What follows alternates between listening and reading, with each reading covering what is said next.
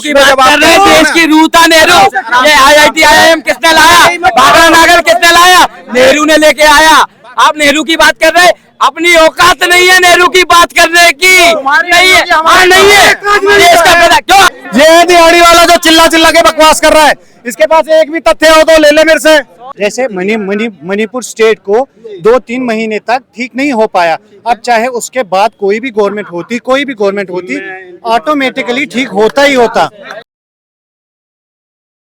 कुछ नहीं पता है भाई, 1927 से बीजेपी नहीं थी ना। अरे भाई आप महंगाई, रोजगार, शिक्षा की बात क्यों नहीं कर रहे? अब रोजगार इससे पूछो कितने एम्स था कांग्रेस सरकार में, कितनी एम्स था कांग्रेस की सरकार में, क्या कितनी एम्स कांग्रेस की सरकार में? अरे जो भी है कांग्रेस की, तू बता इसमें कितनी। एक सेकंड, ये बातें अरे मेरे को सुन ले, ये बातें प्यार से भी तो हो सकती है। क्यों लड़ रहे हो?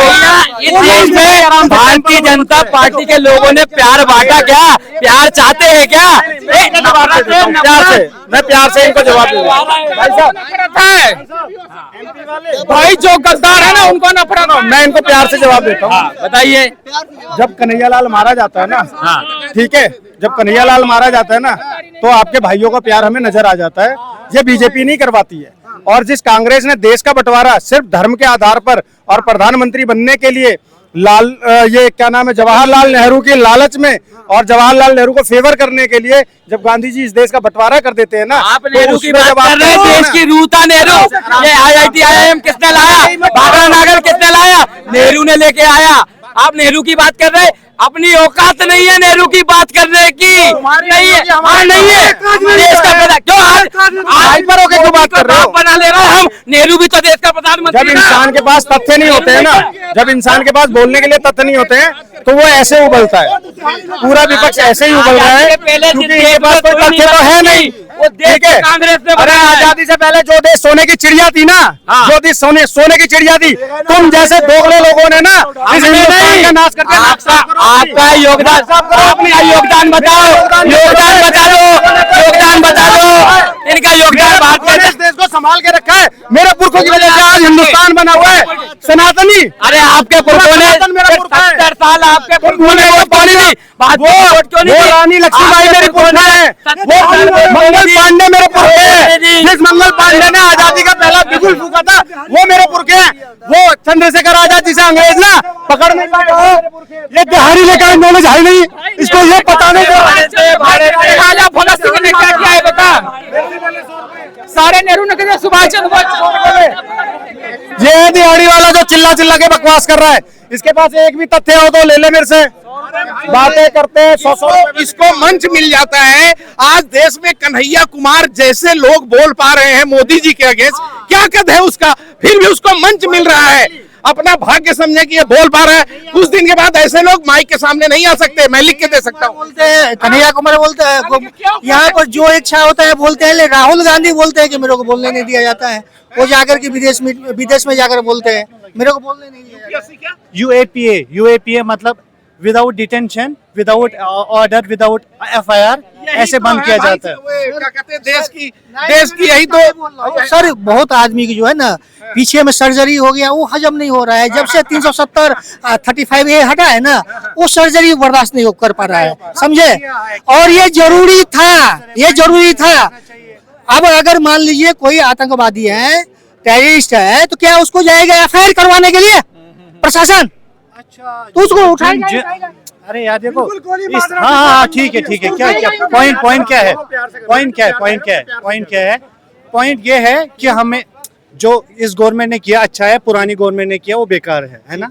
ये यहाँ पर ये लग रहा है। लेकिन अगर इस तरीके से होगा, अगर इस तरीके से हुआ होता, इस गवर्नमेंट को 2014 के बाद इस गवर्नमेंट को बहुत सारा अच्छा मिला है। इंडिया ऐसा नहीं है कि कुछ नहीं था, अच्छा मिला है। IIM था, IIT था, इसरो था, अभी चंद्रयान गया ना, सब इंडिया पे फख्र है ना हमें उस पर, तो वो इसरो की देन है ना। इसरो अगर हम बोलेंगे किसके टेन्योर में आया वो अलग है, किस मिनिस्टर की वजह से आया वो नहीं है, किसके फेज में आया हर किसी मिनिस्टर ने किया है। पर इस टाइम पर अगर हम बोलेंगे ये क्या ये गवर्नमेंट सही है या गलत है। हम एक ही चीज को नहीं बोल सकते ना कि ये यहाँ पर ही सही है, बहुत सारी चीजें गलत हुई है। जैसे एडमिनिस्ट्रेशन का फेलियर हुआ है, लेकिन क्या जैसे मणिपुर स्टेट को 2-3 महीने तक ठीक नहीं हो पाया। अब चाहे उसके बाद कोई भी गवर्नमेंट होती ऑटोमेटिकली ठीक होता ही होता। और एक बात 370 हट गया, मानता हूँ मैं 370 हट गया। अगर अरे हटना चाहिए ना, क्योंकि सुनिए आप चिल्लाए मत। 370 हट गया, ठीक है, चलो मैं भी खुश हूँ। 370, मैं तो कश्मीर से ही हूँ, 370 हट गया। लेकिन अगर तब से लेकर अब तक हालत सही होती तो इलेक्शन कमीशन ऑफ इंडिया क्यों कहता कि वहाँ इलेक्शन नहीं हो पा रहे हैं? क्योंकि हालत खराब। अरे भाई कहाँ हो रहे हैं?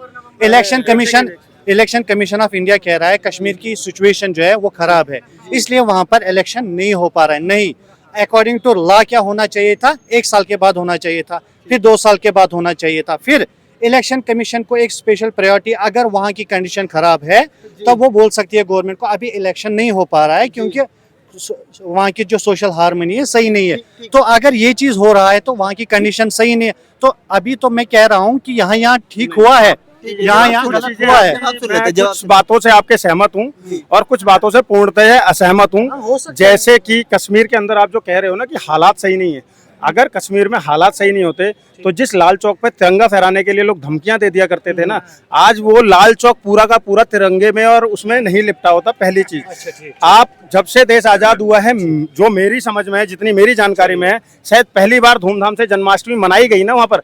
अगर आज सेना पे पत्थर नहीं फेंके जा रहे हैं ना, तो आज ये कहीं ना कहीं मोदी सरकार और अमित शाह जी के रणनीति के तहत ही है। सुनना मेरी बात।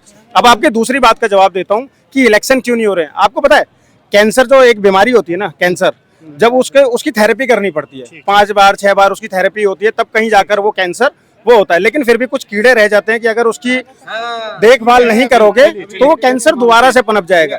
जिस कश्मीर जमहूरियत को, वहाँ के छोटे छोटे बच्चों को पैसे देकर जो पत्थर बरसाए जाते थे ना, अभी उस पर लगाम लगी है। थोड़ा और समय दीजिए, आपको देश के हालात बदलते हुए नजर आएंगे। आप चंद्रयान सही कर रहे हैं, मेरी बात सुनिए, बिल्कुल बात सही कह रहे हैं।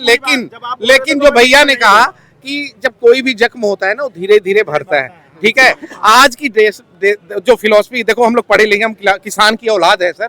हमने 91 में बाबरी मस्जिद का भी देखा है, संतों पे और हमारे जैसे लोगों के ऊपर गोली चलाते हुए भी पापियों को देखा है। ठीक है, आज उनके क्या हश्र हो रहे हैं वो भी देखो। आप भी खुदा से भी डरो, क्योंकि सच्चाई और अच्छाई आज सामने आ चुका है। ठीक है ना। लेकिन जो सेकुलर हैं, जो आतंकवादी हैं, जो जरूरी नहीं, मुस्लिम हमारे देश में हिंदुओं से ज्यादा बेटर है। आज मोदी के साथ जो मुस्लिम है ना, बल्कि हिंदू नहीं है। आज राजस्थान में देखो, वो दिग्विजय सिंह कैसी कैसी बातें करता है, उसको हिंदू कह सकते हो? उसकी कोई औकात ही नहीं, कैसी कैसी बातें कर रहा है। अशोक गहलोत नहीं, अशोक गहलोत है। पहले दिग्विजय सिंह को मैं कह रहा हूँ, वो तो अशोक गहलोत चीफ मिनिस्टर है, मैं नहीं कह रहा हूँ। लेकिन एमपी में क्या वो चीफ मिनिस्टर रह चुके हैं। लेकिन आज जो उनकी चीजें खुल रही हैं, सर मैं थोड़ा सा, आज जो उनकी चीजें खुल रही है, आज हम खुद शर्मिंदा हो रहे हैं सर। बुरा मत मानना कि कभी ये मेरा चीफ मिनिस्टर था, उसकी बातें सुनो ना, उसके स्पीच सुनो पुराने, उसके जो रिकॉर्डिंग ओपन कर रहे हैं आज की डेट में। अदरवाइज जवाहरलाल नेहरू के बारे में हम लोग भी कभी ऐसा नहीं जानते थे। लेकिन आज सच्चाई है, मोदी गलत नहीं है, आज असलियत खुल चुकी है।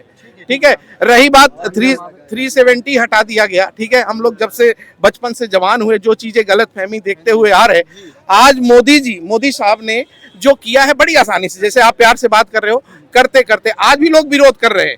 आज भी लोग जवान फिल्म आई है उसको बहुत बढ़िया बता रहे हैं, गदर को बेकार बता रहे हैं। तो ये तो देश है, ये तो चलता रहेगा।